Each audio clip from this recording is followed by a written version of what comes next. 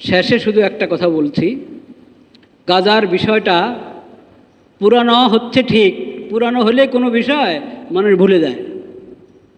আমরা তো ভুলে বসে আছি, কিন্তু ইসরায়েল জুলুম করা ভুলেছে না? জুলুমের মাত্রা আরও বাড়াচ্ছে। এমনকি বিভিন্ন অমুসলিম দেশে অমুসলিমরা প্রতিবাদ জানাচ্ছে, ঠিক কিনা? তা আমাদের দিলে একটু ইমানি চেতনা নাই? আমাদের দিলে একটু ইমানি চেতনা নাই?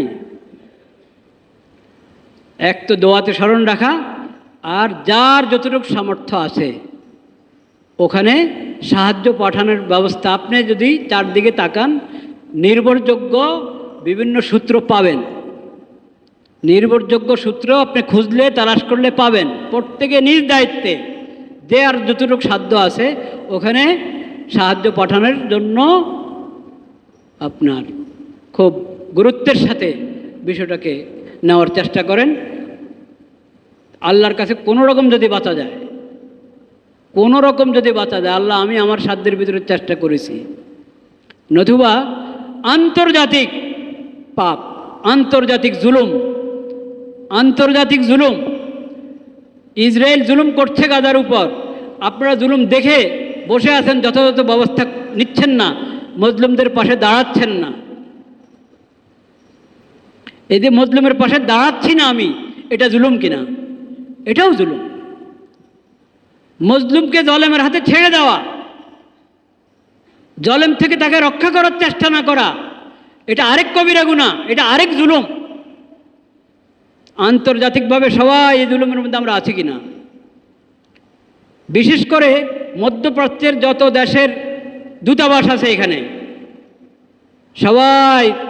সবাইকে আমরা জানাতে চাচ্ছি, সকল মুসল্লির পক্ষ থেকে, বাংলাদেশের সকল জনতা, তাওহীদি জনতার পক্ষ থেকে সমস্ত দূতাবাসকে আমরা বলছি, তোমরা তোমাদের দেশে আমাদের এই বার্তা পৌঁছাও যে ইসরায়েলের উপরে যাতে সবাই যথাযথ চাপ প্রয়োগ করে এই জুলুম বন্ধ করার জন্য।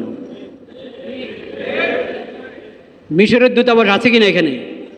আছে। তো মিশরের দূতাবাসের কাছে আমরা এই বার্তা পৌঁছালাম, তুমি তোমার সরকারের কাছে আমাদের এই জোর দাবি পৌঁছাও যে তোমরা বর্ডার খুলে দাও, যাতে সাহায্য যথাযথ পৌঁছতে পারে গাজায়।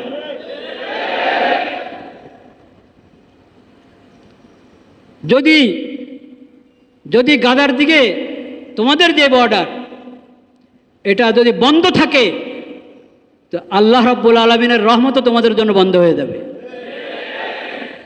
মুসলিম দেশগুলো রাস্তা তোমাদের জন্য বন্ধ হয়ে যেতে পারে। সবাই সবকিছু অনেক দিন বরদাস্ত করে না।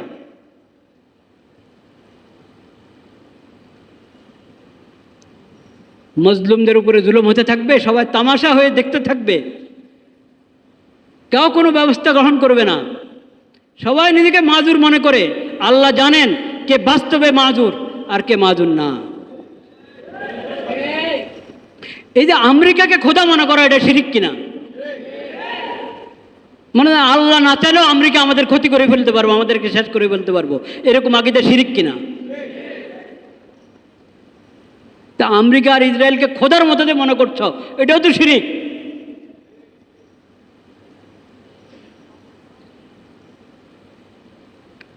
আল্লাহ রাব্বুল আলামিন হেফাজত করেন। আবার আমি স্মরণ করে দিচ্ছি, প্রত্যেকে নিজ নিজ সাধ্যের ভিতরে চেষ্টা করেন সাহায্য পৌঁছানোর জন্য, এবং সূত্র আপনি খুঁজে পাবেন, নির্ভরযোগ্য সূত্রে আপনি তালাশ করলে, চেষ্টা করলে খুঁজে পাবেন। আল্লাহ তৌফিক দান করেন। ওয়া আখিরু দাওয়ানা আলহামদুলিল্লাহি রাব্বিল আলামিন।